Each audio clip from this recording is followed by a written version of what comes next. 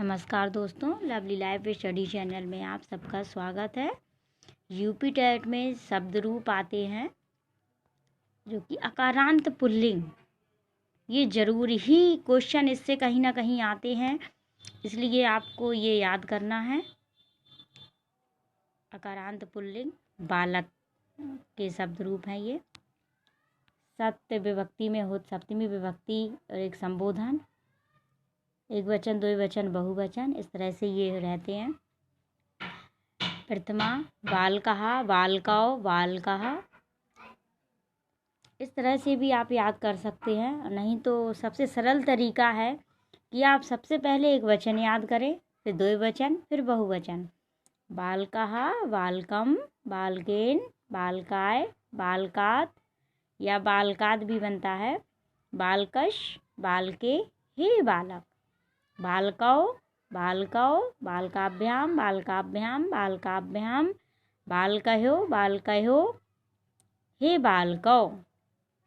बहुवचन में बालकः, बालकान, बालकै, बालकेभ्यः, बालकेभ्यः, बालकानां, बालकेषु, हे बालकः।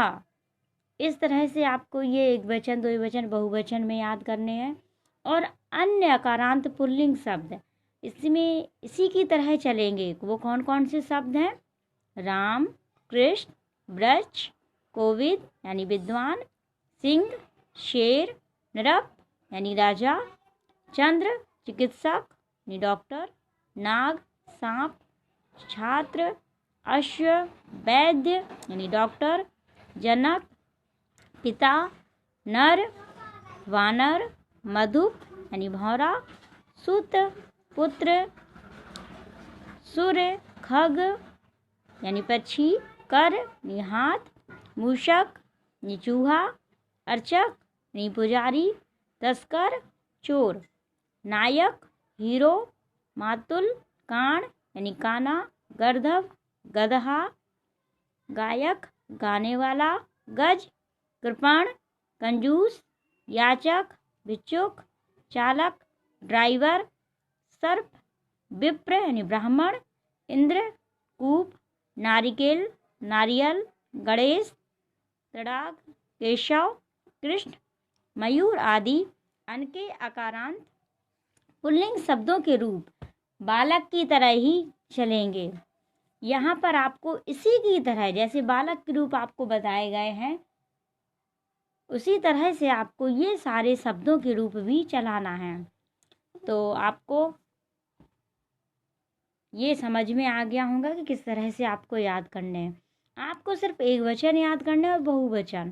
बहुवचन में भी आप सबसे पहले देखिए, एक वचन आपने याद कर लिया जैसे, तो द्विवचन में सिर्फ आपको 3 शब्द ही याद करने हैं। कैसे?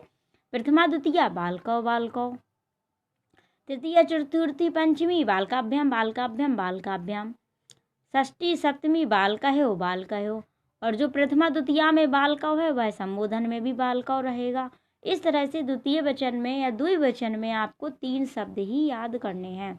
फिर यहाँ बहुवचन में भी बालकः, बालकान, बालकै, और चतुर्थी पंचमी में भी बालकेभ्यः, बालकेभ्यः, बालकानां, बालकेषु, हे बालका। जो प्रथमा में रहेगा वही आपका संबोधन में रहेगा। तो इसलिए आपको ज़्यादा याद नहीं करना है, बस इसको सिर्फ समझना है। और आपने आशा है समझ लिया होगा। आप ही सबसे पहले रूप याद करें, क्योंकि यही आपका वेश है, यही आधार है। सबसे पहले शब्द रूप, धातु रूप याद होंगे तभी आप आगे बढ़ पाएंगे, तभी आप किसी चीज़ को समझ पाएंगे। तो इसलिए दोस्तों, मैंने आज आपको ये शब्द रूप, अकारांत पुल्लिंग, बालक के रूप समझाए और उनसे संबंधित शब्द भी बताए। आपको समझ में आया हो तो आप लाइक, सब्सक्राइब, कमेंट ज़रूर करें। आशा है आपको समझ में आया होगा, और नहीं आया हो तो आप कमेंट करें, मैं दोबारा समझाने का प्रयास करूँगी। इसलिए कमेंट ज़रूर करें और लाइक भी करें या डिसलाइक करें, जो आपका मन है वो करें ज़रूर। तो गाइज आज के लिए इतना ही। तो धन्यवाद।